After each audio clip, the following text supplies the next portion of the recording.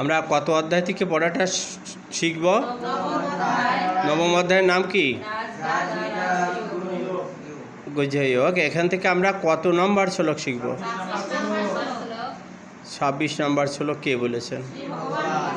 আমরা শব্দগুলো জেনে নিই। পত্রম পুষ্পম ফলম তয়ম ইয়মে ভক্তা প্রয়চ্ছতে ততহম ভক্তি উপহৃতম অশ্নামি প্রয়তাৎ মনঃ। পত্রম পুষ্পম ফলম তয়ম ইয়মে ভক্তা প্রয়চ্ছতে ততহম ভক্তি উপহৃতম অশ্নামি প্রয়তাৎ মনঃ।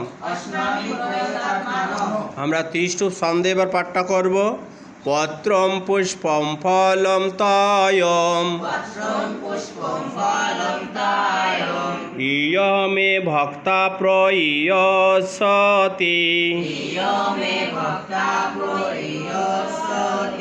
ততহম ভক্তি উপহৃতম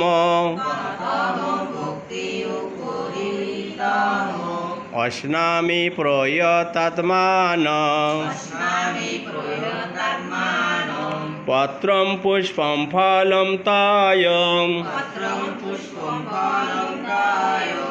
ইয়মে ভক্তা প্রয়চ্ছতে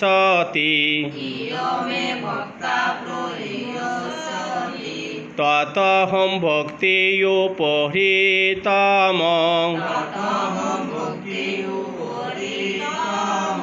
অশ্নামি প্রয়তাৎ মনঃ। শ্রী ভগবান বললেন, যে ভক্ত পত্র পুষ্প ফল ও জল ইত্যাদি ভক্তিপূর্বক আমাকে প্রদান করেন, আমি সেই সব ভক্তের ভক্তিপূর্ণ উপহার আমি গ্রহণ করে থাকি।